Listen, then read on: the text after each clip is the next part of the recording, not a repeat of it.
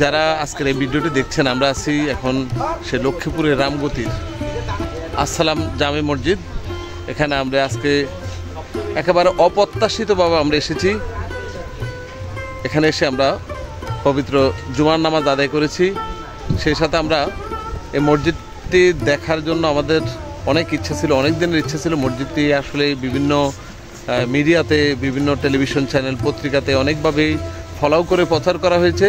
তো আমরা এখন এই মসজিদটি দেখার জন্য এসেছি। আসলে মসজিদের সৌন্দর্যটি একেবারেই কারুকার্য খচিত, সে কথা বলা যাবে না, কিন্তু এক ধরনের ডিজাইন, সেটা আমরা কথা বলবো। আমাদের এখানে একজন ইঞ্জিনিয়ার রয়েছেন, প্রকৌশলী রয়েছেন।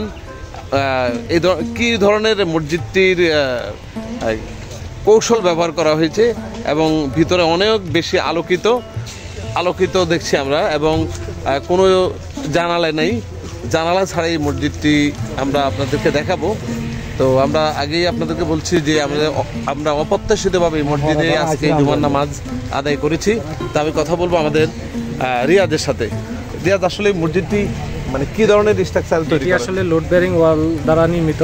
এখানে হচ্ছে ইটের ব্লকের মাধ্যমে ভেন্টিলেশন সিস্টেম রাখা হয়েছে যেন বাতাস এবং আলো পাস করে। এটি অনেক সুন্দর একটি মসজিদ, যেটা বাংলাদেশের মধ্যে অনন্য। বাংলাদেশে আমার জানা মতো আর কোথাও এরকম মসজিদ তৈরি করা হয়নি। এটি লক্ষ্মীপুর জেলার রামগতি উপজেলাতে নির্মাণ করা হয়েছে। আমরা সবাই আজকে অপ্রত্যাশিতভাবে চলে আসলাম এবং এখানে জুমার নামাজ আদায় করছি। আমাদের সাথে আছে ইউসুফ ভাই, ফারুক ভাই, আর একজন তানভীর ভাই।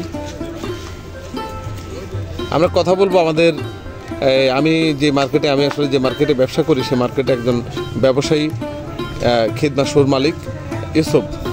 কেমন লাগলো এখানে আসে? ভাই আলহামদুলিল্লাহ, এরকম মসজিদ আর আমি বিগত কোথাও দেখি না। মানে তো আলহামদুলিল্লাহ নামাজটা পড়েও ভালো লাগছে। আর ভিতরের যে স্ট্রাকচার বা ভিতরে যে কলা কৌশল, এটা কোথাও নাই। আর এটাতে নামাজটা পড়লাম, আদায় করলাম, অপ্রত্যাশিতভাবে আসলাম। যাই হোক, আমরা এখন রয়েছি সেই রামগতি শহর থেকে, বিশেষ করে রামগতি আলেকজান্ডার পার হয়ে প্রায় 10 কিলোমিটার নোয়াখালীর সড়কে, রামগতি থেকে 10 কিলোমিটার দূরত্বে সেখানে রয়েছে শেখের কেল্লা নামক স্থানেই রয়েছে আপনার এই আসসালাম জামে মসজিদ।